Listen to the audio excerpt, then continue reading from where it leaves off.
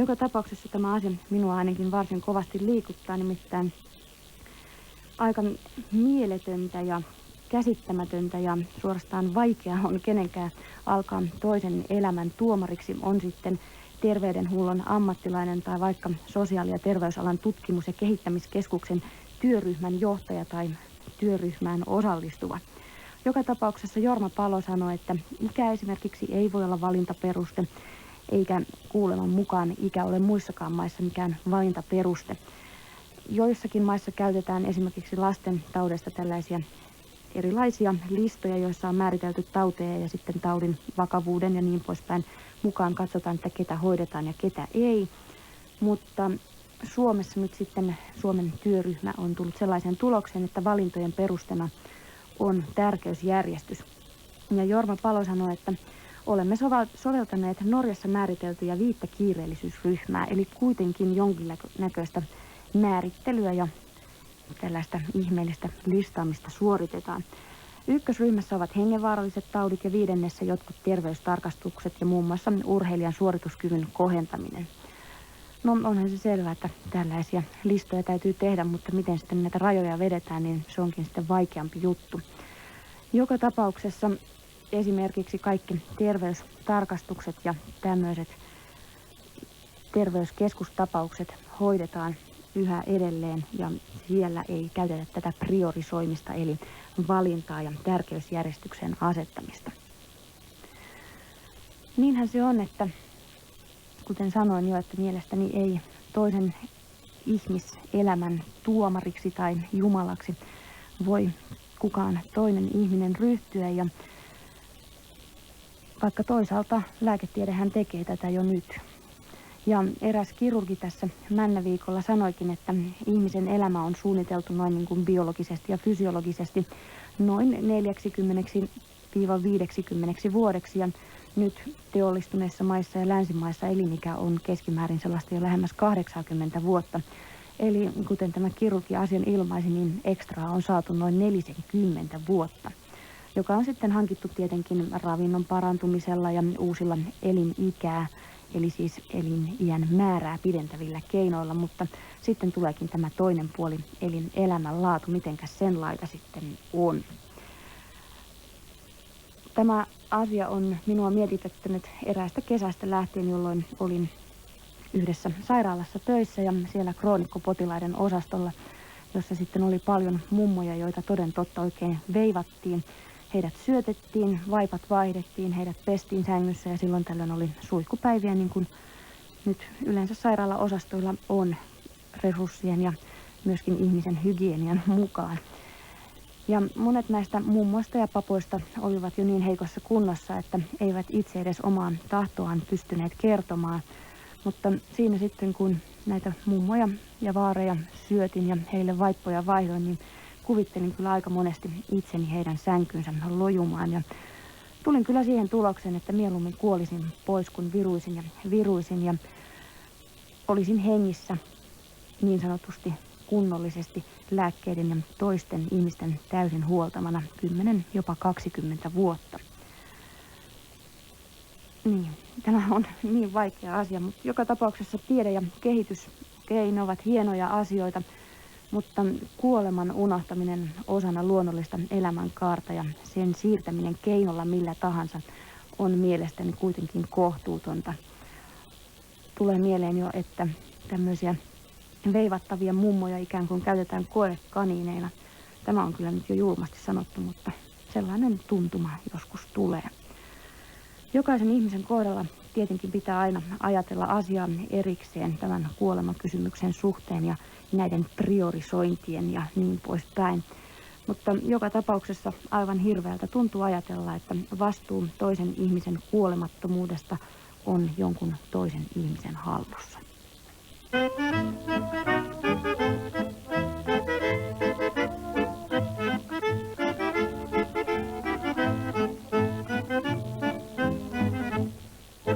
Minä poika aina olen toljaillut tässä maailmassa huoletta vaan. Suuri on mun kulkuani ohjaillut, eikä pettänyt vaaroissakaan. Muille järki on lahjani suuri, muilla korvannut järjen on tuuri.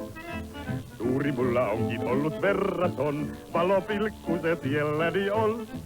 Minä en toki liiaksi ylpeile luonnon lahjoilla suurilla, mutta polkuni päähän mä taivallan tällä moukan suurilla.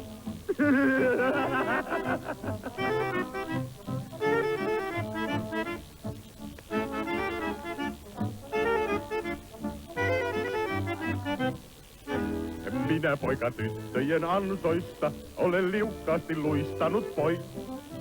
Kerran tosin alkoi siltä tuntua, että hääkellot mullekin soi. Mutta onneksi ystävä rehti viime tingasta auttamaan ehti. Ajoi minun ylitseni autollaan, eikä kelloja soitettukaan. Minä en toki liiaksi ylpeille luonnon lahjoilla suurilla, mutta polkuni päähän mä taivallan tällä moukan suurilla.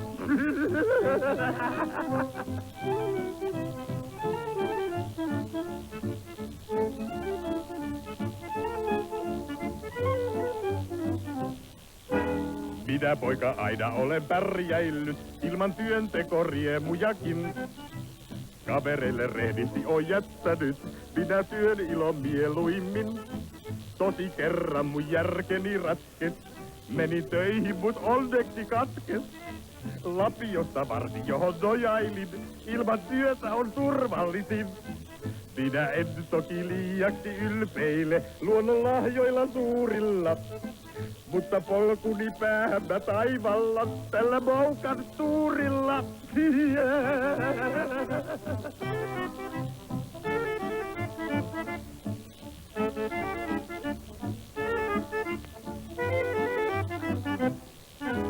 Minä poika Amerikan maillakin olen vuosia vaikuttanut. Ikkunoita pesin mielin murheisin, silloin jalkani luiskahti mut. Onko kuultuna tuuria moista? Oli vallan se 17. Kerros mistä putosi mut tuurillain sisäpuolelle kylläkin vain. Minä en toki liiaksi ylpeile luonnon lahjoilla suurilla, mutta polkuni päähän mä taivallan tällä moukan suurilla.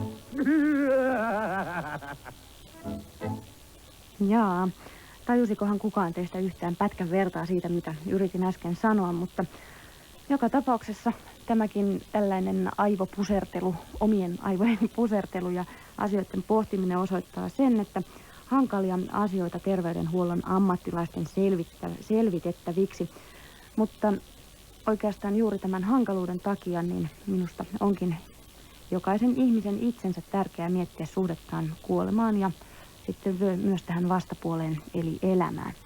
Kun tämä elämäkin tahtoo olla sellainen juttu, että jos sitä oikein kovin rupeaa miettimään ja varsinkin rupeaa miettimään sen loppumista sitten joskus, kelle se milloinkin sattuu, niin sitä saattaa joku jopa alkaa stressata, että ehtiikö tässä nyt sitten varmasti tehdä kaiken mitä haluaisi.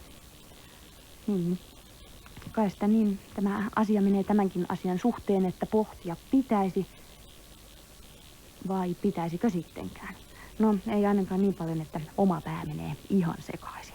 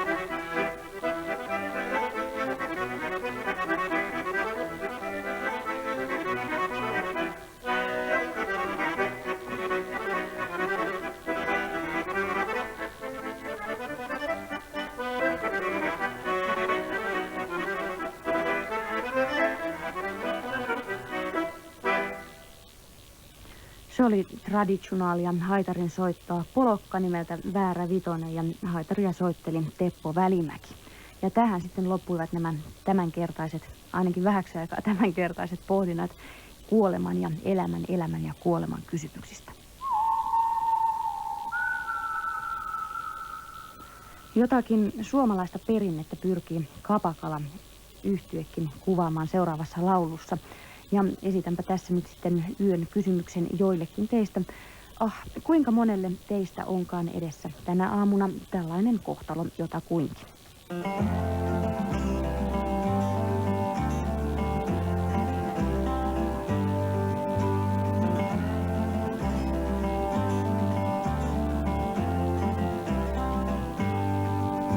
Oli saunottu, juotu ja tapeltukin, uusi aitasta kuohittu kukko. Oli pulloja rivissä kymmenittäin, niiden vieressä törrötti puukko. Oli maailmaa parannettu, syljetty, kiroiltu, laulettu hirveimmät virret. Ja päätteeksi rantaa koivikkoon sammuttu, syleilty maat ja veljet. Oli sunnuntai, sinun vuoteellas kai.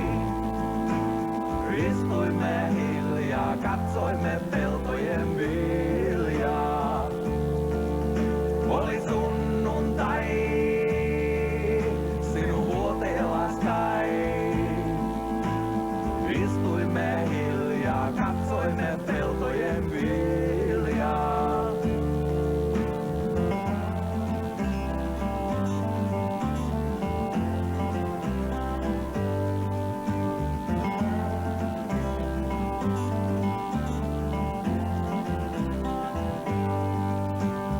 Suuren nuotion ympäri tanssittu, juhlittu yötöntä yötä. Tuo tuomen kukka jo tuoksussaan tuomittu, antoi kesälle myötä. Poikki kastiisti niittyjen nauraen painimme, kirkasta pullosta joimme. Sitä lohtua synkimpää talveenkin haimme, mutta raskaiksi päämme vain saimme. Oli sunnuntai, sinun vuoteellas kai. Istuimme hiljaa, katsoimme peltojen viljaa. Oli sunnuntai, sinun vuoteellas kai. Istuimme hiljaa, katsoimme peltojen viljaa. Oli sunnuntai, sinun vuoteellas kai. Istuimme hiljaa, katsoimme peltojen viljaa. Oli sunnuntai, sinun vuoteellas kai. Istuimme hiljaa, katsoimme peltojen viljaa. Kapakala -yhtye. Erään sunnuntain minäkin muistan hamasta nuoruudestani, kun puukko oli oven karmissa törröttämässä. Ja lyhennettynä tarina kulkee jotakuinkin näin, että oli juhannus tietenkin ja sitten olin hyvin nuori ja aivan hirveästi oli juotu. Vielä kaiken lisäksi semmoista mikä kirsikkavodkaa vai mitä se oli, hyi, ikinä en sen jälkeen ole voinut enää juoda sitä. No, joka tapauksessa oli sitten siinä hulluna humalassa kaatuutu nokkosojiin ja brillitkin oli hävinnyt ja aamulla kun avasin silmäni, poikaystäväni nukkui vieressäni ja puukko törrötti oven karmissa. Ja miksi se siinä sitten törrötteli? No, olimme tulleet eri aikaan pojan kanssa kotiin ja poikaystävä oli siihen mennessä jo sitten huolehtinut muista ja muiden kotiin pääsystä niin kovin, että sitten kun hän vihdoin pääsi itsekin kotiinsa asti, niin tuli sinne huoneeseen ja katsoi, että jaaha, ei ole tyttöystävää missään ja niinpä hän siinä sitten kimmastui ja puukko sattui olemaan lähellä ja hilpaisi sen siihen sitten oven karmiin ja lähti etsimään minua, joka siellä jo suuren peitteen keskellä nukuin syvää humalaisen unta ja olin vaan siellä jotenkin niin hyvin peittojen suojissa, että ei minua näkynyt tuuman vertaa. Mutta eipä hän sitten jaksanut kauaa minua etsiskellä, kai hän ajatteli, että nukkukoot sitten jossain ojassa, jollei kerran kotiis osaa. Sitä paitsi oli lämmin ja suloinen kesäyö, että hyvin olisin voinut nukkuakin siellä nokkosten keskellä. Mutta sen jälkeen ei ole puukkoja ollut oven karmeissa.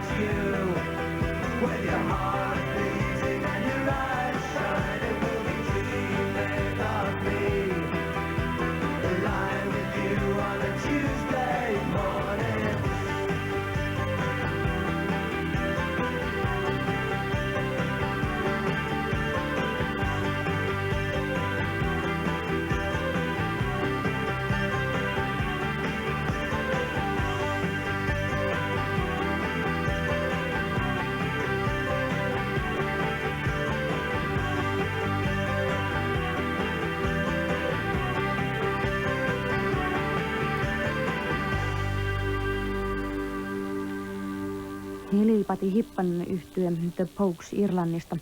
Luulisin, että aika brittiläistynyt on jo tämäkin orkesteri.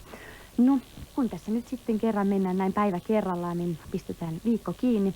Hypätään yli maanantain, keskiviikon, torstain ja perjantain ja suoraan päätä lauantaihin. Mamba vuodelta 1986 ja Lördagskväll eli lauantai-ilta.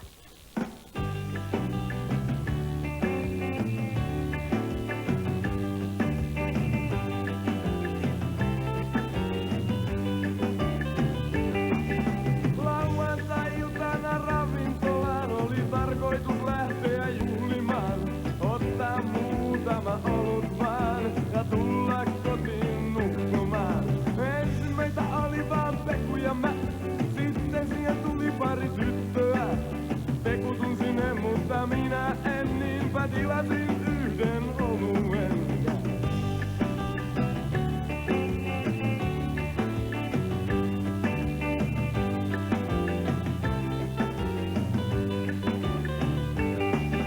Toiseen tytöistä tutustuin, mutta siihen vaaleaan ihastuin. Ja loppuillasta sanoin hei, meille vai teille kultasein. Hän vastasi minulle silmillään. Juodaan nää ja lähdetään, annoin omin miehelle vitosen, koska olin niin iloinen.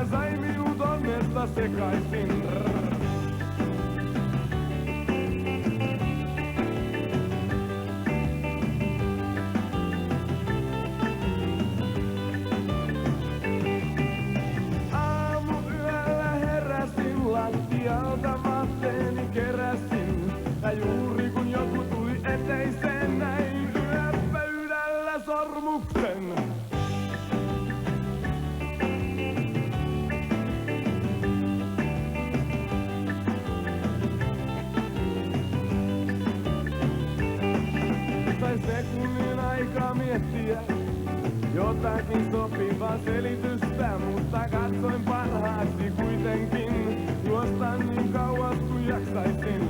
Ja kilometrin ainakin juoksin halki kaupungin, sitten pysähdyin ja pukeuduin ja jatkoin kävellen kotiin.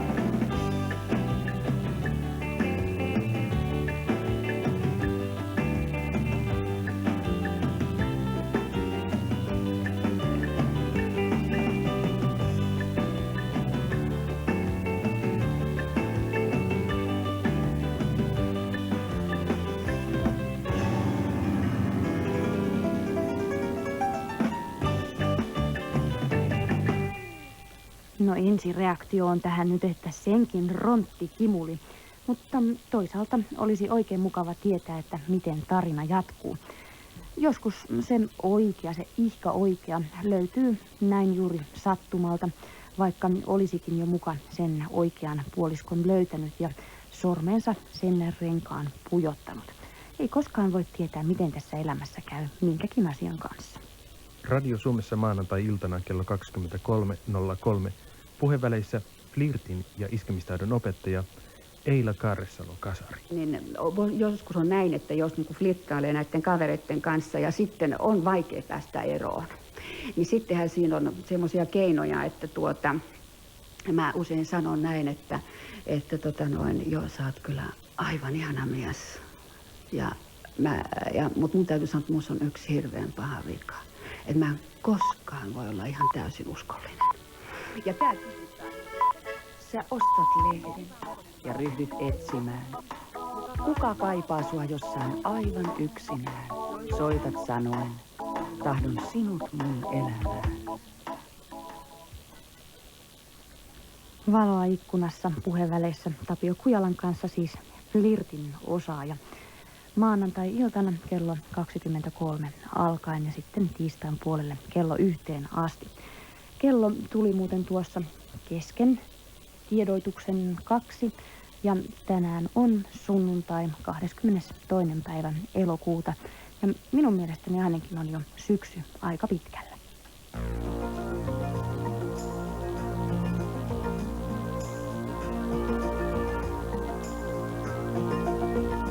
Kuulin äänen, sanan kauniin kadotetun. Löysin meren, siihen nukun ja pelastun. Tahdon sinut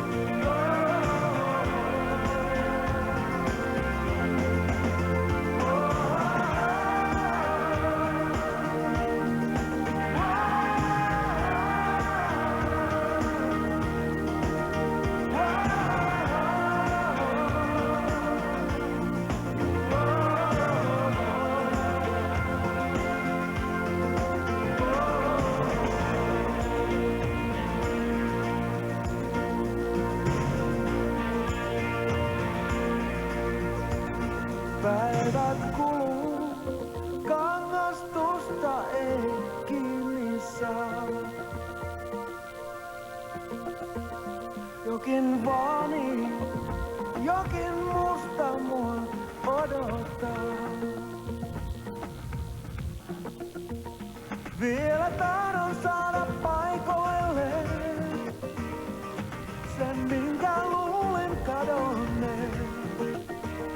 Tänä iltana riittää, kun sä oot mun. Tänä iltana riittää, kun sä oot mun.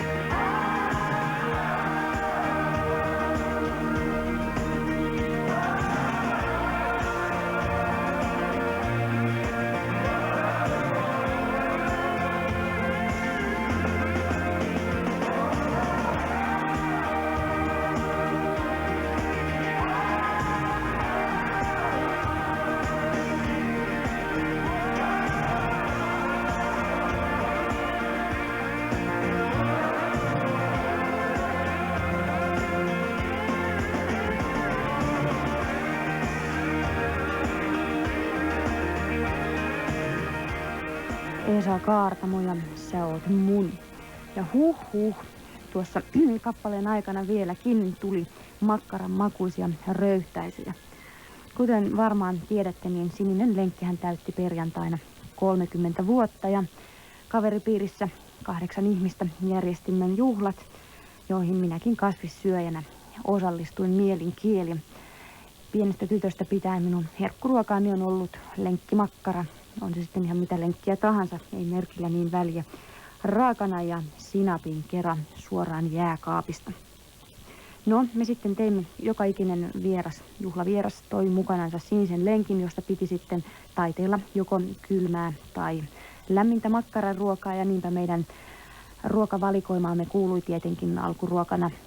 Ensin oli makkara snapsukka ja sitten sen jälkeen meillä oli kasvissalaattia.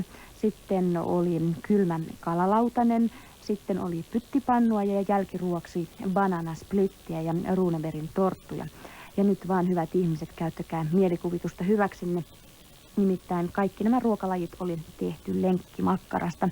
Tosin sinappia ja ketsuppia sai käyttää sitten koristeluun, kuten esimerkiksi Runebergin tortuissa hillo silmä tuli ketsupista ja tämä, mikä se nyt on, se sokeriliemi siihen ympärille, niin se oli tietenkin sinanappia. Ja niinhän siinä sitten kävi, että kun pääsimme tuohon jälkiruokavaiheeseen, niin sitten ei oikein enää tehnyt bananasplit eikä Runebergin tortutkaan kovin hyvin kauppansa. Alkoi nimittäin aika pahasti pykiä takaisin päin ja yöllä tulikin herättyä muutama kerta siihen, että oli aivan hillitön jano ja joskus vaan yksinkertaisesti siihen, että tuli niin pahanmakuisia röyhtäisyjä ylös liiasta makkaran syömisestä, että niistä oppii, että vaikka kuinka jostakin asiasta tykkää, niin liika on aina liikaa.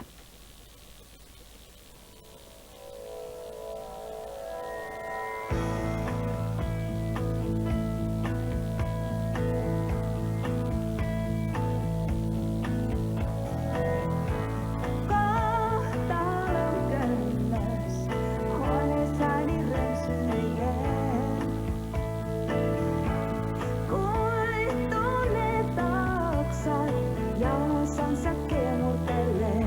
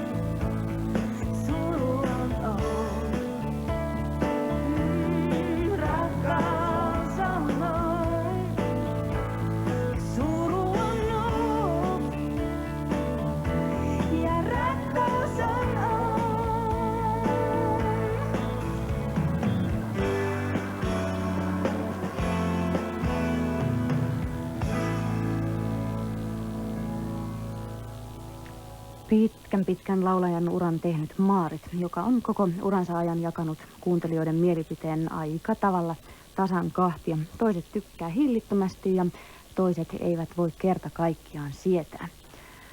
Eli mielestäni Maarit täyttää oikein hyvin tällaisen hyvän artistin ehdot, eli hän saa aina jotakin tärinää aikaiseksi, ettei vaan sellaisena tasaisena massana mene tämä musiikki yhdestä korvasta sisään ja toisesta ulos, jos edes sisälle asti pääsee.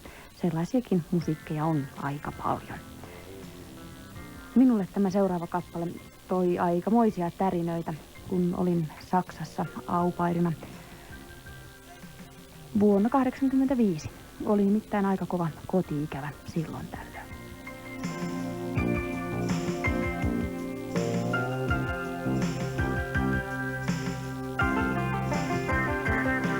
Hey, if we can solve any problem,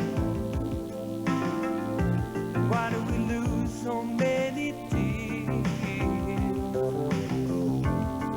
Oh, so you go again when the leading man appears.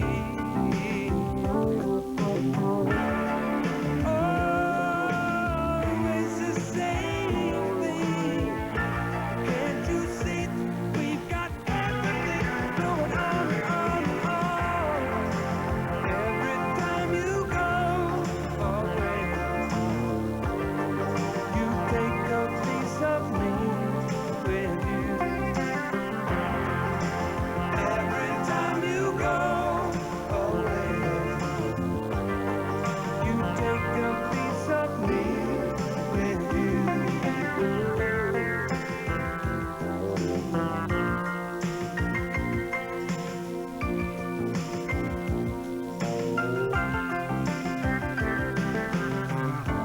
Go on and go free.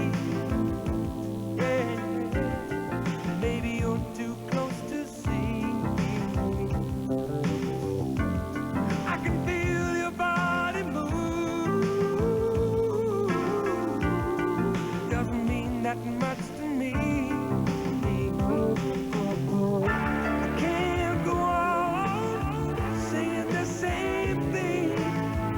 'Cause can't you see we got everything, baby, even though you know every time you go away, yeah, you take a piece of me with you.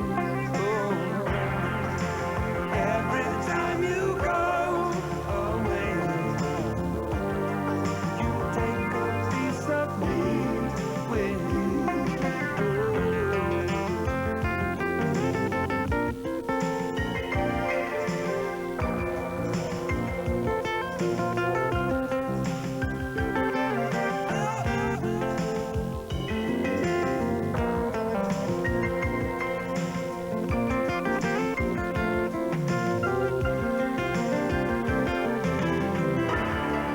Can't go on saying the same thing.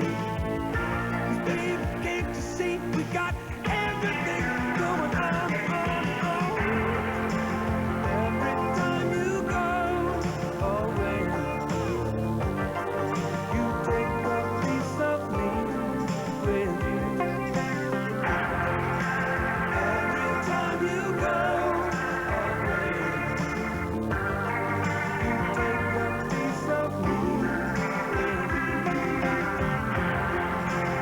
Every time you go away, you take a piece of me with you. Every time you go away, that I don't get so I'll do it every Every time you go away, you leave me all alone, thinking of the reason. Every time you go away. Paul Young. Olin aupairina Saksassa Münchenin lähellä 90 kilometriä tuonne itään päin Green am Chiemseessä ja Sehän kuuluu Bayeriin, tämän alueen, ja Bayerin murteesta opin ainoastaan yhden sanan. En sen takia, että olisin kenties ollut niin huono oppimaan itse puolustusta, vaan sen takia, että perheessäni puhuttiin lähinnä tällaista yleiskieltä, eli sitä ihan oikeaa kieliopillista saksaa. No, Bayerin murteesta opin ainoastaan yhden sanan, ja se on gö, eli turkulaisittain sen voisi kääntää kui.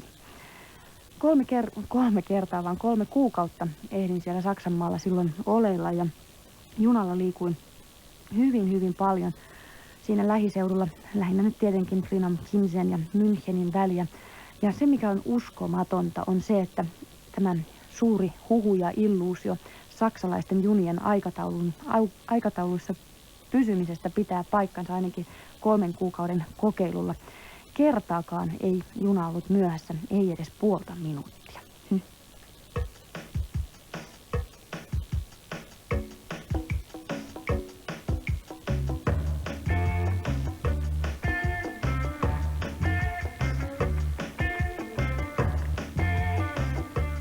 Suomalaista rakkauden paloa. Rakkauden tulessa Timo Kiiskinen. Ja lähtee kulkemaan.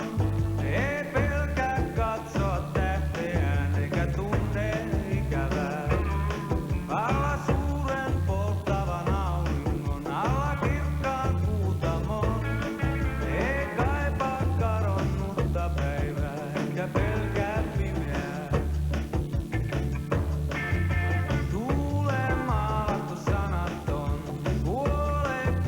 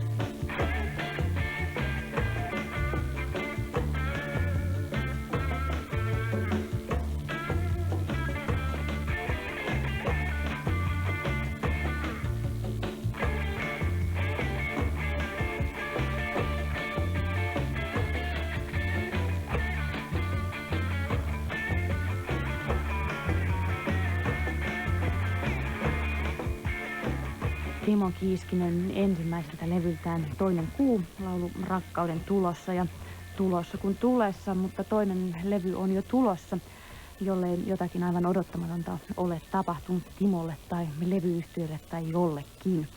Siis toinen LP-levy tulossa Kiiskiseltä. Ja sitten aivan suomalaista perusrockia, poppia. Nykyään jo voisi sanoa ikämiesten tekeleitä, mutta muutama vuosi sitten vielä hiukka nuorempien miesten tekeleitä. Näin kulutan aikaa.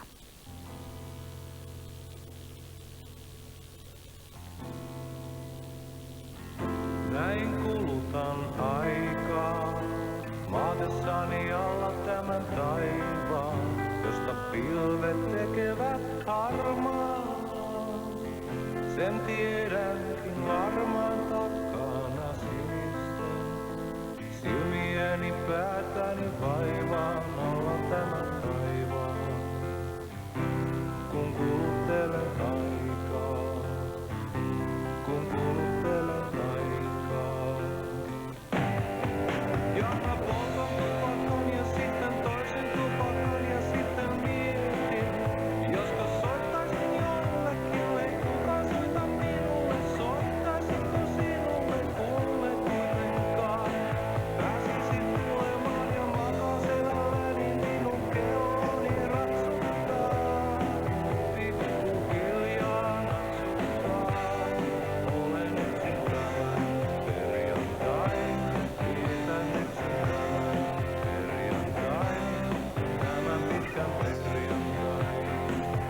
Takana sinisteln, silmiäni tiedän värin taivaan, sillä päätän vaivaan. Tiedän värin taivaan, tiedän värin taivaan.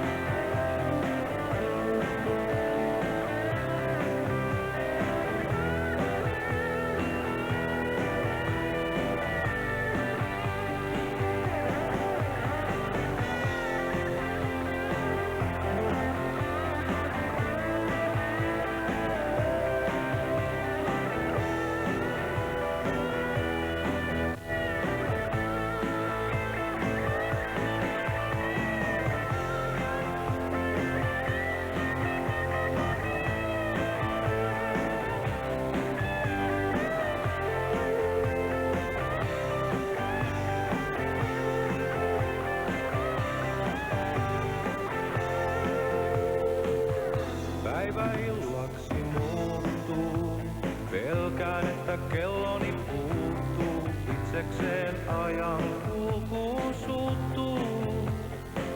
Lakkaa lyömästä, sitten syömästä aikaa pois, ei riitä, että jätättää minut perjantaihin, jättää loputtoman